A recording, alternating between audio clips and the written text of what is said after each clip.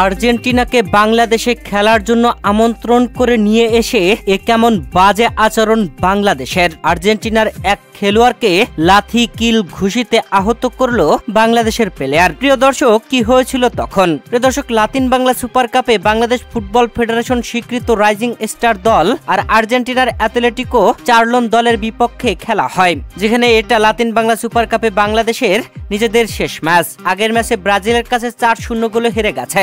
আর এই ম্যাচে মাঠে নেমে আর্জেন্টিনার খেলোয়াড়দের সঙ্গে হাতাহাতি, মারামারি, ভাগ বিতণ্ডা, খুবই বাজে আচরণ বাংলাদেশের। প্রিয় দর্শক, যেখানে ম্যাচের 5তম মিনিটে মাসুদ রানা গোল করে বাংলাদেশকে 1-0 গোলে এগিয়ে নেন। এরপরে ম্যাচের 21তম মিনিটে মানিকের গোলে বাংলাদেশ 2-0 গোলে এগিয়ে যায়। তবে এই গোলটি অফসাইডের কারণে বাতিল করা হয়। প্রথমার্ধে 1 গোলে এগিয়ে থেকেই বিরতিতে যায় বাংলাদেশ দল, আর বিরতি থেকে ফিরে বাংলাদেশের গোল হজম। আর্জেন্টিনা দারুণভাবে ম্যাচের 49তম মিনিটে গোল করে বাংলাদেশের গোল পরিশোধ করে দেয়। 1-1 গোলে খেলা চলছিল। দুই দলের টানটান উত্তেজনার হাড্ডাহাড্ডির রুদ্ধশ্বাস লড়াই। ম্যাচের 73 মিনিট শেষে 74 মিনিটের খেলা চলছিল।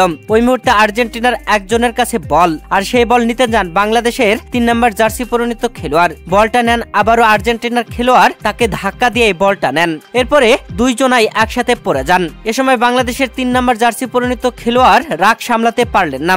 আর্জেন্টিনার সেই খেলোয়াড়কে লাথি মারলেন, কিল মারলেন, ঘুষি মারলেন, তার উপরে লাফালেন। সত্যি খুবই বাজে আচরণ ছিল। এ যেন পাড়ার ফুটবল ম্যাচ হচ্ছিল, অথচ আর্জেন্টিনাকে আমন্ত্রণ করেছিল বাংলাদেশের খেলোয়াড়দের ফুটবল স্কিল ডেভেলপমেন্ট করবার জন্য।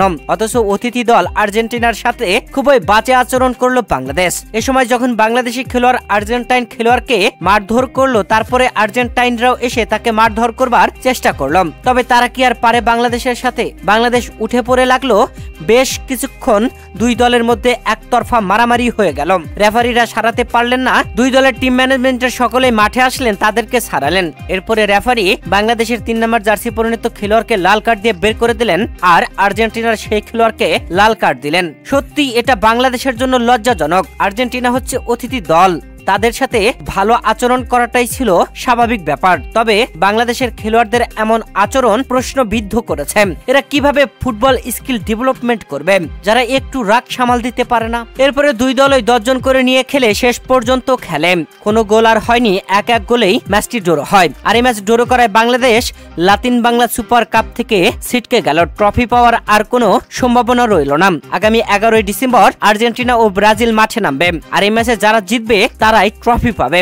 আর যদি ম্যাচটা ড্র হয় তাহলে ব্রাজিল ট্রফি জিতে যাবে, কেননা তারা প্রথম ম্যাচে বাংলাদেশের বিপক্ষে 4-0 গোলে জিতেছে। প্রিয় দর্শক, আর্জেন্টাইনদের সাথে বাংলাদেশের এমন আচরণ আপনারা কিভাবে দেখছেন জানাবেন কমেন্ট করে।